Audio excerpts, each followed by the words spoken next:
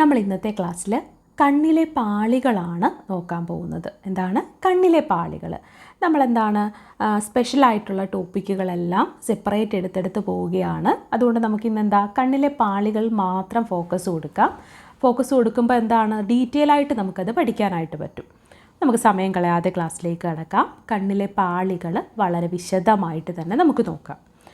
ആദ്യം നമ്മൾ ഇന്നത്തെ ക്ലാസ്സിൽ പ്രധാനമായിട്ടും ദൃഢപടലം, രക്തപടലം, ദൃഷ്ടിപടലം ഇവ മൂന്നുമാണ് നമ്മളിന്ന് നോക്കാൻ പോകുന്നത്. ഒപ്പം എന്താണ് ആ ഭാഗങ്ങളും അവയുടെ ധർമ്മങ്ങളും ഒക്കെ നോക്കുന്നുണ്ട്. അപ്പം നമുക്ക് ആദ്യം ദൃഢപടലത്തിലേക്ക് കടക്കാം. എന്താണ് ദൃഢപടലം? കണ്ണിന് ദൃഢത നൽകുന്ന വെളുത്ത നിറമുള്ള ബാഹ്യപാളിയാണ് ദൃഢപടലം. എന്താണ്? കണ്ണിന് ദൃഢത നൽകുന്ന വെളുത്ത നിറമുള്ള ബാഹ്യപാളിയാണ് ദൃഢപടലം. യോജക കലയാൽ നിർമ്മിതമാണ് ദൃഢപടലം. എന്താണ്? കണ്ണിന് ദൃഢത നൽകുന്ന വെളുത്ത നിറമുള്ള ബാഹ്യപാളിയാണ് യോജക കലയാൽ നിർമ്മിതമാണ് ദൃഢപടലം. ഇനി നമുക്ക് രക്തപടലം എന്താണെന്ന് നോക്കാം. ധാരാളം രക്തക്കുഴലുകൾ കാണപ്പെടുന്ന മധ്യപാളിയാണ് രക്തപടലം. എന്താണ്? ധാരാളം രക്തക്കുഴലുകൾ കാണപ്പെടുന്ന മധ്യപാളിയാണ് രക്തപടലം. ദൃഷ്ടിപടലം എന്താണ്? പ്രകാശഗ്രാഹികൾ കാണപ്പെടുന്ന ആന്തരപാളിയാണ് ദൃഷ്ടിപടലം. എന്താണ്? പ്രകാശഗ്രാഹികൾ കാണപ്പെടുന്ന ആന്തരപാളിയാണ് ദൃഷ്ടിപടലം. ദൃഢപടലം, രക്തപടലം, ദൃഷ്ടിപടലം.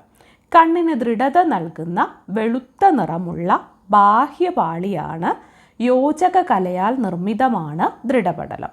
ധാരാളം രക്തക്കുഴലുകൾ കാണപ്പെടുന്ന മധ്യപാളിയാണ് രക്തപടലം. പ്രകാശഗ്രാഹികൾ കാണപ്പെടുന്ന ആന്തരപാളിയാണ് ദൃഷ്ടിപടലം. അപ്പോൾ ദൃഢപടലം എന്താണ്? ഒരു ബാഹ്യപാളിയാണ് ദൃഢപടലം. മധ്യപാളിയാണ് രക്തപടലം. ആന്തരപാളി ഏതാണ്? ആന്തരപാളിയാണ് ദൃഷ്ടിപടലം. ഇനി നമുക്ക് ദൃഢപടലം, രക്തപടലം, ദൃഷ്ടിപടലം ഇവയൊന്ന് വിശദമായിട്ട് തന്നെ നോക്കാം. നമുക്ക് ആദ്യം ദൃഢപടലം വിശദമായിട്ട് നോക്കാം. നമുക്ക് കോർണിയ എന്താണെന്ന് നോക്കാം. ദൃഢപടലത്തിൻ്റെ മുൻഭാഗത്തുള്ള സുതാര്യവും മുന്നോട്ട് തള്ളിയതുമായ ഭാഗമാണ് കോർണിയ. എന്താണ്? ദൃഢപടലത്തിൻ്റെ മുൻഭാഗത്തുള്ള സുതാര്യവും മുന്നോട്ട് തള്ളിയതുമായ ഭാഗമാണ് കോർണിയ. പ്രകാശരശ്മികളെ കണ്ണിലേക്ക് പ്രവേശിപ്പിക്കുന്നത് കോർണിയയാണ്. എന്താണ്? പ്രകാശരശ്മികളെ കണ്ണിലേക്ക് പ്രവേശിപ്പിക്കുന്നത് കോർണിയയാണ്.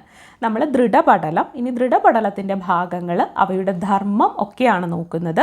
ഞാൻ ഒന്നുകൂടി ആവർത്തിക്കുകയാണ്. ദൃഢപടലം കണ്ണിന് ദൃഢത നൽകുന്ന വെളുത്ത നിറമുള്ള ബാഹ്യപാളിയാണ് ദൃഢപടലം.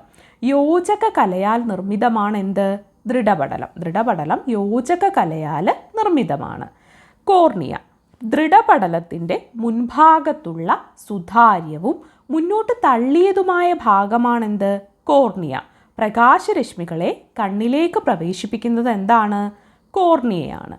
ഇനി നമുക്ക് കൺജങ്ക്റ്റൈവ എന്താണെന്ന് നോക്കാം.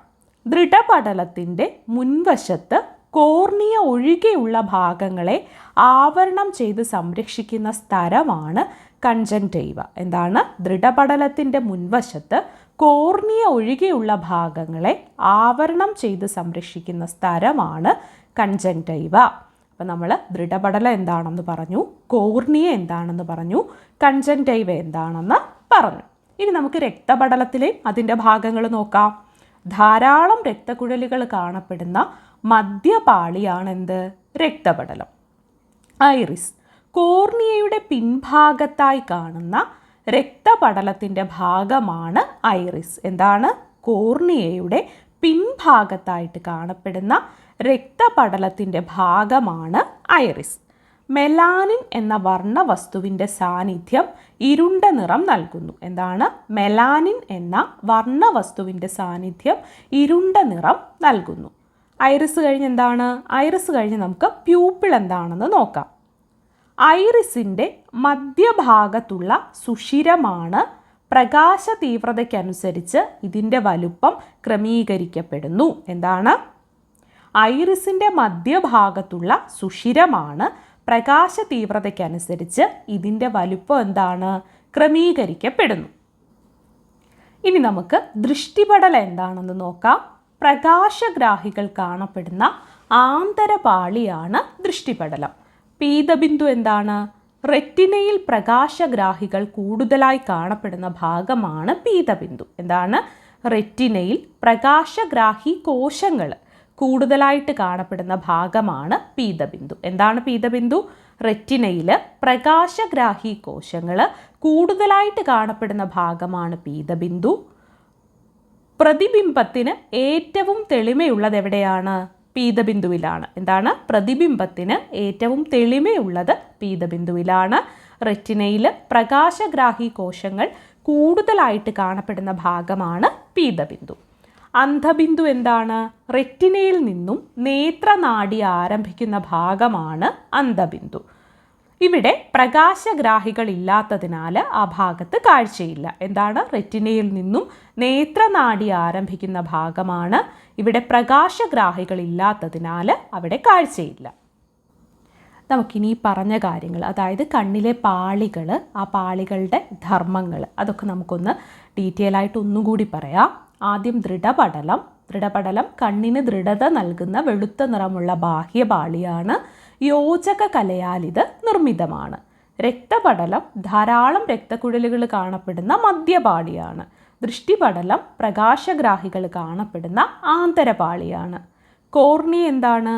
ദൃഢപടലത്തിൻ്റെ മുൻഭാഗത്തുള്ള സുതാര്യവും മുന്നോട്ട് തള്ളിയതുമായ ഭാഗമാണ് കോർണിയ. പ്രകാശരശ്മികളെ കണ്ണിലേക്ക് പ്രവേശിപ്പിക്കുന്നത് ആരാണ്? കോർണിയയാണ്. കൺജങ്ക്റ്റൈവ എന്താണ്? ദൃഢപടലത്തിൻ്റെ മുൻവശത്ത് കോർണിയ ഒഴികെയുള്ള ഭാഗങ്ങളെ ആവരണം ചെയ്ത് സംരക്ഷിക്കുന്ന സ്ഥലമാണ് കൺജങ്ക്റ്റൈവ. ഐറിസ് കോർണിയയുടെ പിൻഭാഗത്തായിട്ട് കാണുന്ന രക്തപടലത്തിൻ്റെ ഭാഗമാണ്. മെലാനിൻ എന്ന വർണ്ണവസ്തുവിൻ്റെ സാന്നിധ്യം ഇരുണ്ട നിറം നൽകുന്നു. പ്യൂപ്പിൾ എന്താണ്? ഐറിസിൻ്റെ മധ്യഭാഗത്തുള്ള സുഷിരമാണ്. പ്രകാശ തീവ്രതയ്ക്കനുസരിച്ച് ഇതിൻ്റെ വലുപ്പം ക്രമീകരിക്കപ്പെടുന്നു. പീതബിന്ദു എന്താണ്? റെറ്റിനയിൽ പ്രകാശഗ്രാഹി കോശങ്ങൾ കൂടുതലായിട്ട് കാണപ്പെടുന്ന ഭാഗമാണ്. പ്രതിബിംബത്തിന് ഏറ്റവും തെളിമയുള്ളത് ഈ ഒരു പീതബിന്ദുവിലാണ്. അന്ധബിന്ദു റെറ്റിനയിൽ നിന്നും നേത്രനാഡി ആരംഭിക്കുന്ന ഭാഗമാണ്. ഇവിടെ പ്രകാശഗ്രാഹികൾ ഇല്ലാത്തതിനാൽ കാഴ്ചയില്ല. ഇനി നമുക്ക് ലെൻസ്, സീലിയറി പേശികൾ, നേത്രനാഡി ഇവയൊക്കെ ഒന്ന് വിശദമായിട്ട് നോക്കാം. എന്താണ് ലെൻസ്? സുതാര്യവും ഇലാസ്തികതയുള്ളതുമായ കോൺവെക്സ് ലെൻസാണ് കണ്ണിൽ. എന്താണ്? സുതാര്യവും ഇലാസ്തികതയുള്ളതുമായ കോൺവെക്സ് ലെൻസാണ്. സ്നായുക്കൾ എന്ന ചരടുകൾ വഴി സീലിയറി പേശിയുമായിട്ട് ഇവയെ ബന്ധിപ്പിച്ചിരിക്കുന്നു. എന്താണ്? സ്നായുക്കൾ എന്ന ചരടുകൾ വഴി സീലിയറി പേശിയുമായിട്ട് ബന്ധിപ്പിച്ചിരിക്കുന്നു. അപ്പം ലെൻസ് എന്താണ്? ലെൻസ് സുതാര്യവും ഇലാസ്തികതയുള്ളതുമായിട്ടുള്ള കോൺവെക്സ് ലെൻസാണ് കണ്ണിൽ. സ്നായുക്കൾ എന്ന ചരടുകൾ വഴി സീലിയറി പേശിയുമായിട്ട് ബന്ധിപ്പിച്ചിരിക്കുന്നു. സീലിയറി പേശികൾ എന്താണ്? ലെൻസിനെ ചുറ്റിയുള്ള വൃത്താകൃതിയിലുള്ള പേശികളാണ് സീലിയറി പേശികൾ. എന്താണ്? ലെൻസിനെ ചുറ്റിയുള്ള വൃത്താകൃതിയിലുള്ള പേശിയാണ് സീലിയറി പേശികൾ. ഇവയുടെ സങ്കോചവും വികാസവുമാണ് എന്താണ്? സങ്കോചവും വിശ്രമാവസ്ഥ പ്രാപിക്കലും ലെൻസിൻ്റെ വക്രതയെ ക്രമീകരിക്കുന്നു. എന്താണ്? സീലിയറി പേശികളുടെ സങ്കോചവും വിശ്രമാവസ്ഥ പ്രാപിക്കലും എന്താണ്? ലെൻസിൻ്റെ വക്രത ക്രമീകരിക്കുന്നു. സീലിയറി പേശികൾ എന്താണ്? സീലിയറി പേശികൾ ലെൻസിനെ ചുറ്റിയുള്ള വൃത്താകൃതിയിലുള്ള പേശികളാണ്. ഇവയുടെ സങ്കോചവും വിശ്രമാവസ്ഥയും പ്രാപിക്കലും എന്താണ്? ലെൻസിൻ്റെ വക്രതയെ ക്രമീകരിക്കുന്നു. നേത്രനാഡി എന്താണ്? പ്രകാശഗ്രാഹി കോശങ്ങളിൽ നിന്നുള്ള ആവേഗങ്ങളെ മസ്തിഷ്കത്തിലെ കാഴ്ചയുടെ കേന്ദ്രത്തിലേക്ക് കൊണ്ടുപോകുന്നത് നേത്രനാഡിയാണ്. എന്താണ്?